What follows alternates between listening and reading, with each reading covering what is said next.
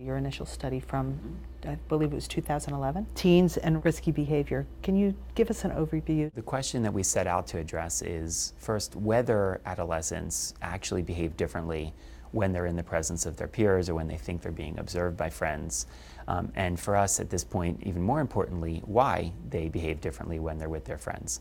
And let me tell you that the first part might seem very obvious. Most parents think, of course, teens behave differently when they're with their friends because they observe it. But the question is whether it's actually a causal effect or whether we just find them with their friends so often that that's why it looks like they're engaging in risky, reckless behavior.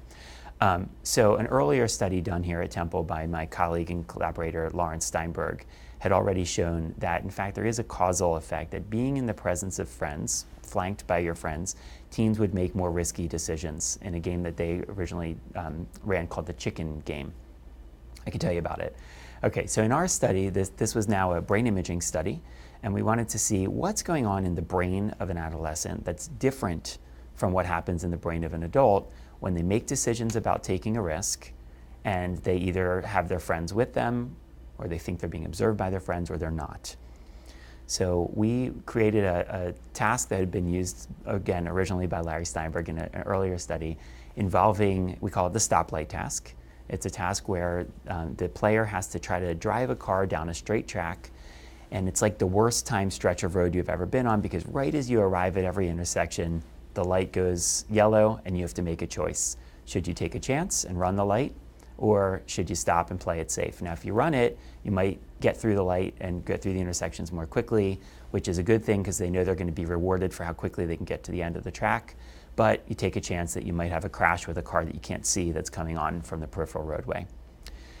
So in the study, we had teenagers and adults come in to be in the magnet, and they actually brought two of their real friends with them on the day of the scan, and they thought those friends were just going to be doing some other things, but at the critical moment, we introduced the friends into the room, and we told them via the intercom through the microphone of the magnet, we said, hey, you weren't expecting it, but we've brought your friends into the room, and they're actually going to watch you play this game and make some predictions about how they think you're going to do.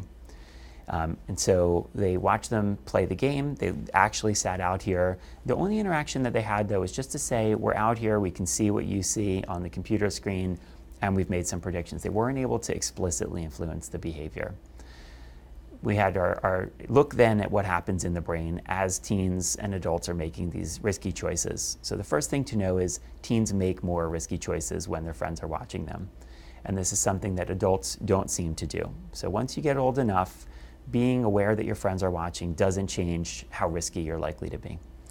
And it's associated with a change in the brain. And to us, this is the real nugget of the finding, is that in the brain of only the teens, we saw an increase in the activation of specific parts of the brain that are associated with the processing and evaluation of rewards. So this is a region of the brain called the ventral striatum, and we also saw it in a region of the mid-orbitofrontal cortex. What are those sections of the brain? The two parts of the brain where we saw a change in activity are the ventral striatum, and inside the ventral striatum is an important reward processing region called the nucleus accumbens.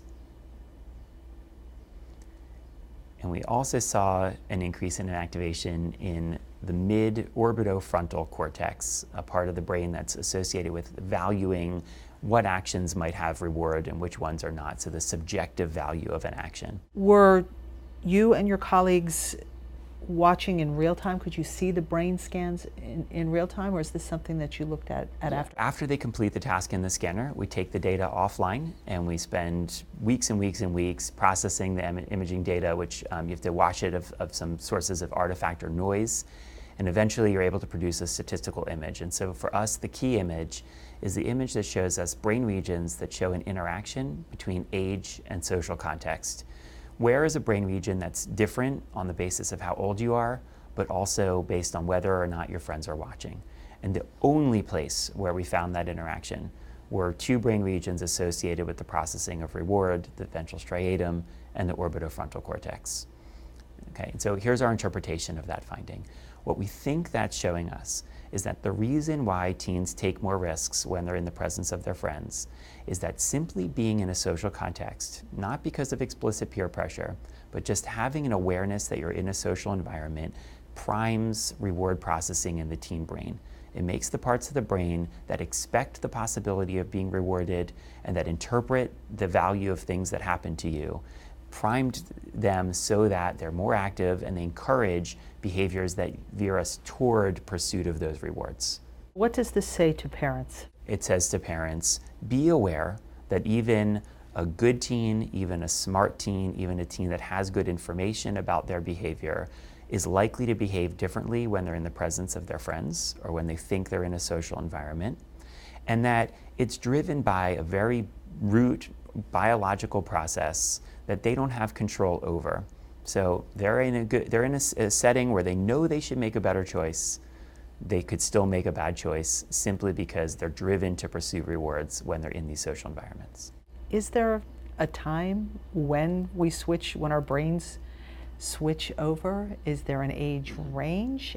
Or what happens with our brains that eventually as we get older, this doesn't matter, this kind of peer influence doesn't matter? There is no chronological moment when we can say adolescence has ended and you're no longer susceptible to your friends. And I think we all know this as adults. Even as adults, there are going to be environments where we change our behavior, sometimes to pursue something reckless or risky in front of our adult friends as well. Those may be times when we're intoxicated, when we're more fatigued. We don't yet know exactly what makes us more vulnerable. And in fact, one of the questions of our current research is to see if alcohol intoxication might make a 24-year-old look more like a 14, 15-year-old in terms of their susceptibility to their friends. And the short answer is it probably doesn't, but it does make them more risky on top of being in a social environment. So to go back to the question you asked, is there a certain hard line for when you sort of pass out of adolescence into young adulthood? There isn't. And undoubtedly there are individual differences. So for one person, they may mature by the time they're 16, 17. Others may not reach that level of maturity until they get to 24 or 25 years old. And so somewhere in your mid-20s, it looks like this phenomenon starts to fade out. You become a little bit more able to behave in a way that's consistent with how you'd behave when you're on your own. Is this most recent research built upon the study from 2011? Separate from the work that we'd been doing with teenagers, I had been interested in the possibility that we might be able to engage in daily computerized training exercises to enhance the mind. My background is in the study of working memory, and there had already been some indication in the literature that you might be able to improve working memory by completing these daily computerized tasks that sort of push the boundaries of how easily you can hold information in mind and then use that information even in the face of interference. And working memory we know is important because it is correlated, how good one's working memory is correlated with so many other facets of cognitive functioning.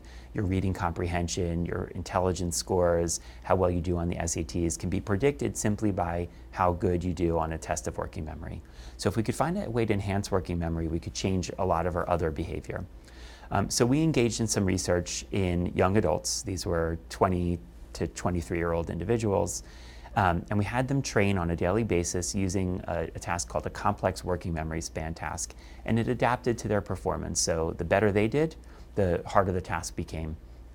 And they did that for a period of 30 days. And we found that after a period of 30 days, they in fact not only improved their working memory scores, but that it generalized to two interesting other things. One was a type of task that we refer to as a cognitive control task. And so the idea of this kind of a task is you have to direct your attention somewhere. And while attention is being directed there, you have to avoid competing information. You have to not be swayed in your choice of behavior because some other competing event is taking place. And we found that people who had completed working memory training improved on the cognitive control task. And not only that, and this is actually quite surprising, I think, we found in that study that college students who are already quite capable readers improved in their reading comprehension after a period of working memory training. So we had laid the groundwork for working memory training as a tool for generalized cognitive enhancement. A number of other labs have done the same using other sorts of related working memory training tasks.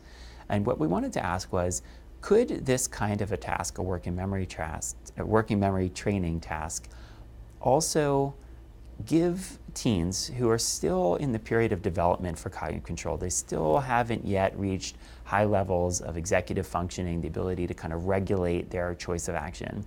Could we give them a task like this to train in, and would it improve other aspects of their decision making? In this case, would it make them less risky when they're in a social context?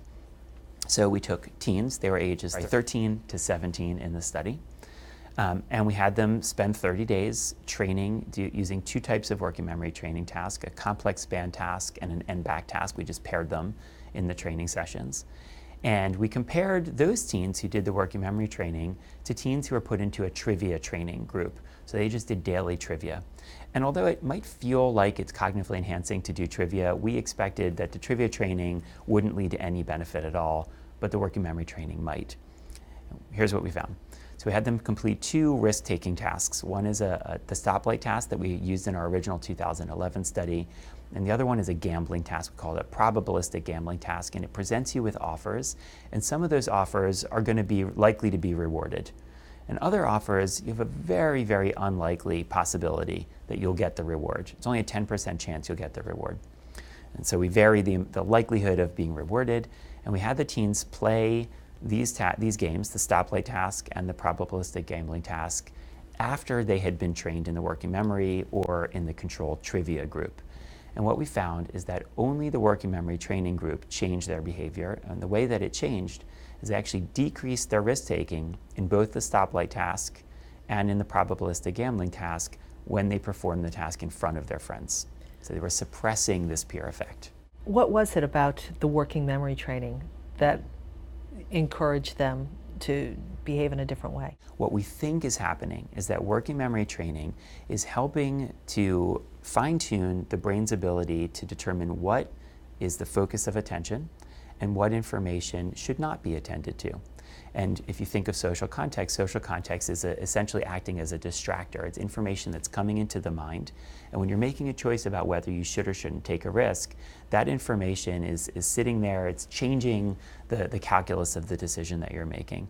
So what we think might be happening is that through working memory training, we're increasing the likelihood that they'll engage in what we call proactive control. That is to think ahead of your actions about the likely consequences of those actions, and suppressing the interference that might be present from the social context, the fact that their friends are watching them, the concern about the way their friends might react to their choices. What are the implications for these studies? They're preliminary, and we have to be cautious not to sort of assume we now know everything we need to know about teen behavior. We certainly don't. I think these are the implications. The first is that teens, again, even smart, good, thoughtful teens, deliberative teens, can make reckless behaviors, make reckless choices, and they're more likely to do so when they're in social situations. They're still waiting for their cognitive control systems to come online, but we might be able to give that system a boost. By way of doing some working memory training, we think it might be possible to impart a stronger self-regulatory skill to those teens, preventing them from making risky choices when they're in these environments that might otherwise be interfering or distracting. Are there steps that parents should take? This one's a tough one because there are commercial products out there that offer working memory training. There are also many, many online gaming brain training systems. I think probably most well known is Lumosity. Whether or not they constitute the right kind of working memory training remains completely, I think, unclear at this point. There are also clinics that put on working memory training. One that has garnered some support from the scientific literature is CogMed. So these are usually used for kids with ADHD, but who may be otherwise lacking in cognitive control or working memory resources. Again, I would not want to endorse any specific product here because I think it all remains preliminary. So as a parent, I think you can just try to make sure that if you are watching what your kid's doing, if you know that they maybe are limited in their self-regulatory skills, try to limit their opportunities to engage in reckless behavior. Try to make sure that when they're with their friends, there's some monitoring. That's probably the best we can do at this point in time. Parents know their kids, so they will know which child is more likely to engage in risky I think behavior. this is where the advice I think might really be helpful. We do know our kids, and one of the things we learn from our kids is that they're mature, they're responsible, they know better. We might ask them what they know about the dangers of the behaviors that they're presented with opportunities to engage in, and they'll give us good information. Yes, Mom, I know it's not a safe decision to smoke marijuana. I know I'm making a bad choice if I drink alcohol and then get into the car with somebody who might themselves be intoxicated or drive myself. They have that information. And I think one of the lessons of the brain sciences is that even kids who possess good information still possess immature brains that don't necessarily use that information when it needs to be put to use. What is your area of expertise? So I am a cognitive neuroscientist.